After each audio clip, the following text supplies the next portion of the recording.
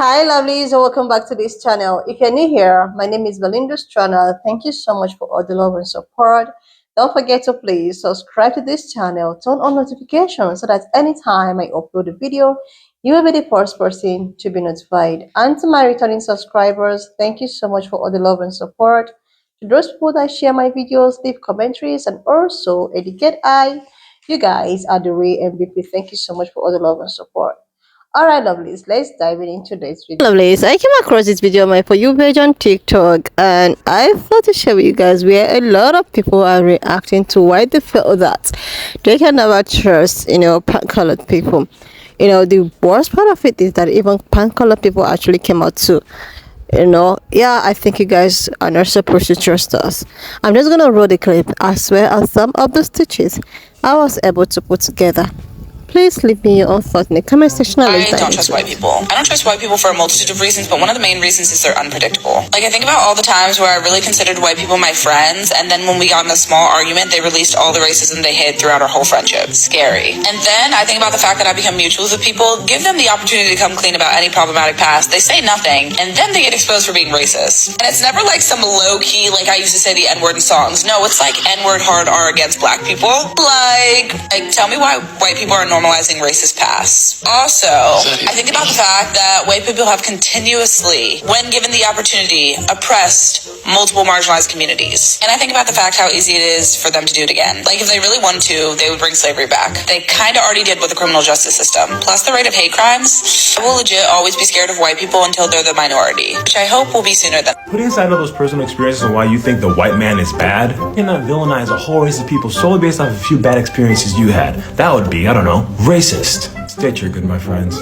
Life, if I learned anything, it's not to trust white people. That's the truth. No, I don't care. Like, that's the truth. And no offense, white people will be there for you because it's a trend. But at the end of the day, if it's them or you, they're gonna pick themselves.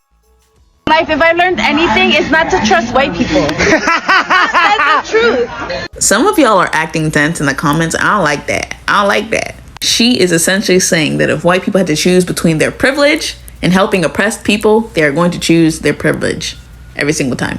If it's a you or them situation, they're going to pick themselves.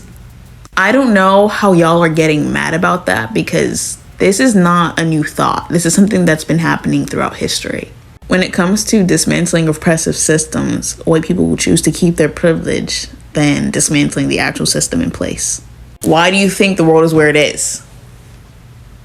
And I said this before in my video, and especially if I'm talking about America, the United States, abolitionists, liberals, leftists, like, they've never dismantled the system. They've just changed it a little bit, but they still keep their privilege. Come on, guys. This is nothing new. Here's another reason why I struggle to trust white people. I was at Home Depot today, and, I had an associate glazing the fuck out of me, like they do. It happens to us all the time. So I took the opportunity of her proximity to just ask her for help, because I didn't know where everything was. And she looks at me and she goes, "Well, why are you buying all this stuff? It's the landlord's responsibility to fix things in a rental." Ma'am, what did you say?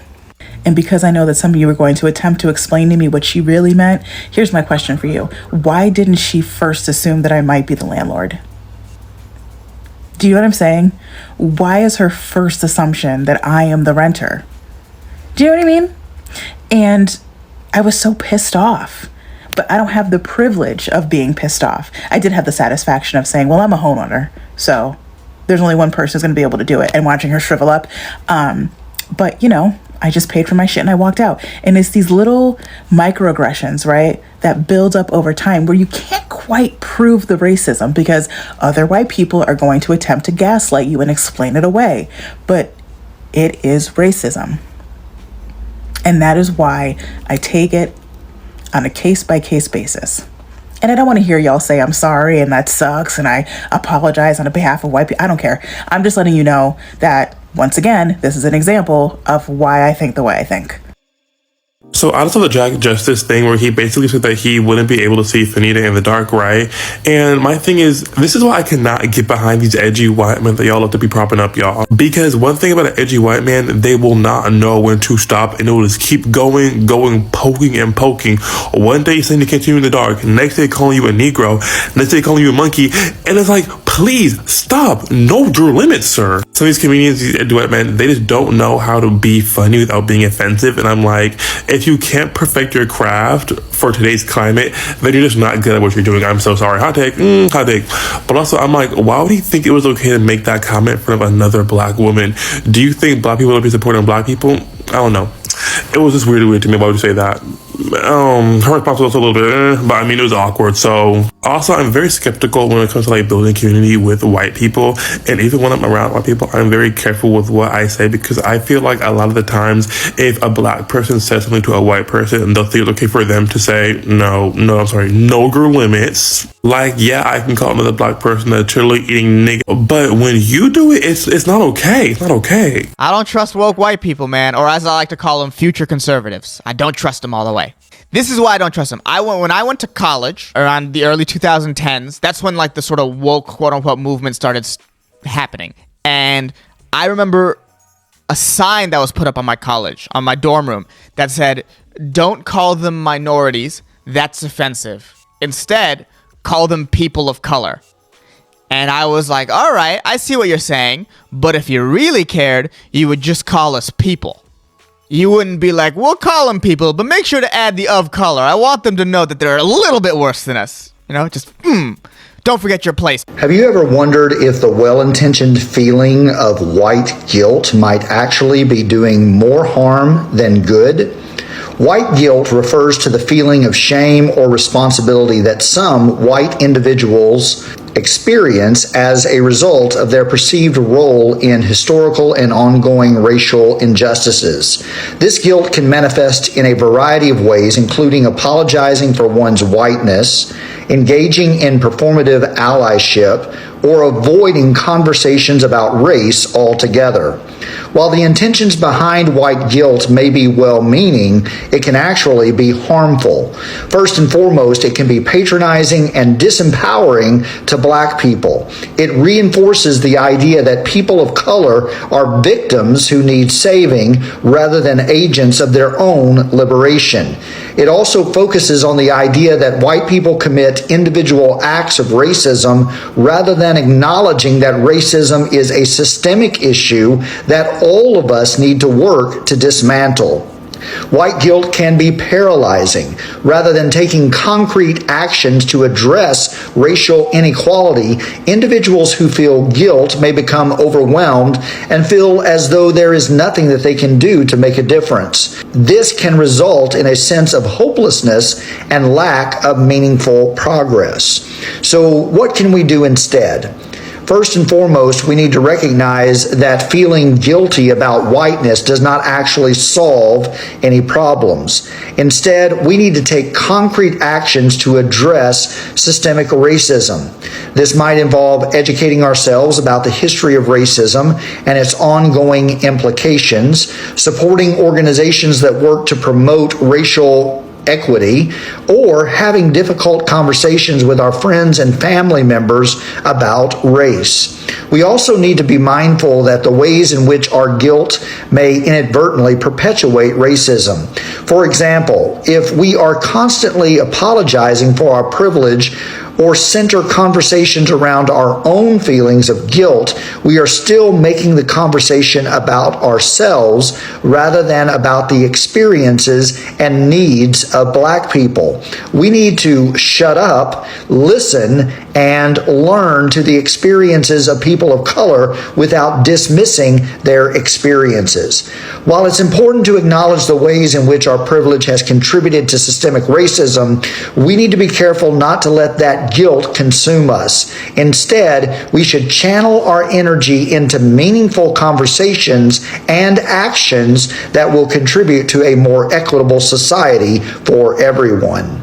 Let's talk about how unconscious bias and the entitlement of white people can be dangerous for people of color and other marginalized communities. I was sitting down at a party when a white man approached me and asked me to move. When I asked him why, he said because he wanted to sit there. I told him I was sitting there, and he said, but he wanted to sit there. I told him he'd have to find somewhere else because I was sitting there. He physically grabbed my legs and moved me over. This is overriding my physical autonomy, which is the first step towards physical or sexual abuse. I got mad and went outside to go smoke a blunt with my friend who I came with, who just so happened to be a black man. A different white man in a pastel-colored polo came up to my friend without acknowledging my existence and said, hey, let me have a hit of that blunt. It wasn't my friend's blunt to offer, so he looked at me for guidance, and I gave him a skeptical look in return. The white man in the polo demanded of my friend again, yo, let me get a hit of that. Still without looking at me or acknowledging my existence, he demanded yet a third time. My friend said it wasn't his to offer, and the guy looked stunned. Like it was impossible that a white woman brought a blunt instead of a black man. Like for part 2. Like, seriously, lovelies, I will not blame anyone, even if it's not black person, even people of color. I will not blame them for not trusting, pine-colored people. Like, I will not forget what really happened during affirmative action. Like, this is still an incident that even till today, it's just something that when I remember, I just smile over it, because when this affirmative action of a thing was, trending last year, I think it was about, was it before November period? I think it was August or something. Oh my God, like they were all, especially Asian people. Asian people thought that affirmative action was actually benefiting black women the most. So with all of the things that is going on, they were like, okay, they trusted pan-colored people because of what they maybe told them. Okay, the affirmative action actually benefited, pan-colored people, black people. If not, you guys could have been admitted more, because they see black people as people that is not intelligent and not capable of getting to a certain level because of the low IQ they presume we have. So this affirmative action of a thing was just going on, and Asian people was like, okay, let's track down affirmative action, because this is actually going to give rooms for more Asian people to be admitted in Ivy schools. And we, on the other hand, we are like, we are not the problem here. You guys, we are not the problem. Black people are not the problem. We are not the reason why you guys are not getting admitted. The reason why you guys are not even getting admitted is from these pan-colored people that you guys trusted with your heart, your everything. Like, they never listened to black people. They were just, okay, let us track down affirmative action. It's benefiting, black people or black women, because we are not intelligent. If we struck the down affirmative action, it will give room to more Asian people and other POC people to get into the Ivy school. So let's just do that. And this actually started when one of a guy didn't get admitted into Ivy schools, and he decided to go to court and sue and everything. And that is how all affirmative action started. And it was all just, okay, are we gonna strike it down? Okay, let's strike it down, or let's not strike it down. And eventually affirmative action was struck down with the help of how it is. If you want to know more, just go Google and research about it. So affirmative action was struck down, and fast forward to post affirmative action, and these people realized that black people are actually not the problem. They were so disappointed by the fact that this actually benefited pan-colored women the most. They were highly disappointed. They were used to strike down affirmative action. And do you know what? The rate at which Asian people or any other people could get admissions into Ivy schools drastically reduced after affirmative action was struck down. And all the Asian people was like, oh my God, what is happening? We were thinking when affirmative action was struck down, we would get into all these Ivy schools, and they were writing articles upon articles, and now they realize that the people that they thought was the problem is actually not the problem. There is one thing about black people who will just keep on telling you, oh, we are not the, we are still, you people will not understand. You will not understand. Like, These people are the people that, even if you trust them, even if you want to like trust them, and you feel or you think that they are forming alliance with you, they are trying to do something with you, or they're just gonna support you all way, or the take and turn, they will disappoint you when you actually need them the most. Like, they will choose their supremacy their in order. Like, sometimes we have so many, anti-racist white women, like all these, women that people like Jane Elliott and all of that, actually come up to fight for black people and all of that. So have you ever asked yourself this question? Where is it that when is now time for black people to actually need this help that these people are clamoring, like, oh, we are here for you and all of that? When black people actually decide that we needed this help, you will see them, drawing back. You will see them coming out the way they like, oh my god, I'm an anti-racist and six, oh my god. You will see them coming out. You will see them drawing back like a chameleon, like they will just, withdraw. They'll withdraw back. And when they see that maybe black people were able to, fight their fight themselves, and everything, the road has cleared, this is when you will not see them raising up their heads like, we are still here, we are still supporting you, we are still here. Oh my god. Like, seriously, you wouldn't blame anyone for not trusting, like people. Like, not trusting pan-colored people. Even pan-colored people themselves, most of them do not even trust each other. Like, seriously. Because when this lady, the first lady that stitched her video, when she was, talking about how somebody actually disappointed her who happens to be a pan-colored person, then somebody in her comment section was like, she as a pan-colored person does not even trust her fellow pan-colored person. So, to see people that can't even trust themselves, how do you think that you as a black person is going to trust them? And they will come running to you for help, or like, it's not even possible. The only person you have to trust is yourself.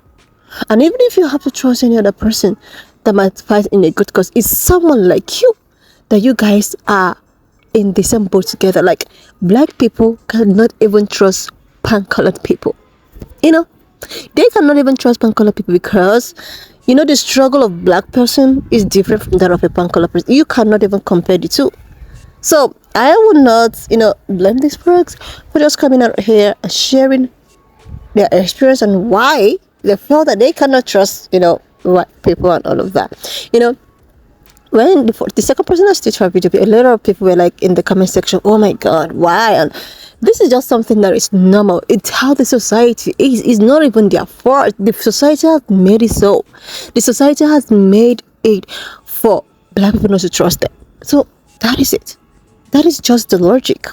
Anyways, why not just leave me your own thoughts in the comment section of what you think of this video. And do not forget that we do not support any form of bullying, harassment, or whatsoever. We're just here for educational purposes. So please, share this video, subscribe to this channel if you're yet to do that. And I will see you lovelies when I upload the next. Watch up to this extent. Thank you so much for all the love and support. Why not just leave me your own thoughts in the comment section of what you think of this video. And do not forget that we do not support any form of bullying, harassment, or whatsoever. We're just here for educational purposes. So please share this video, subscribe to this channel if you're yet to do that. And I will see you lovelies when I upload.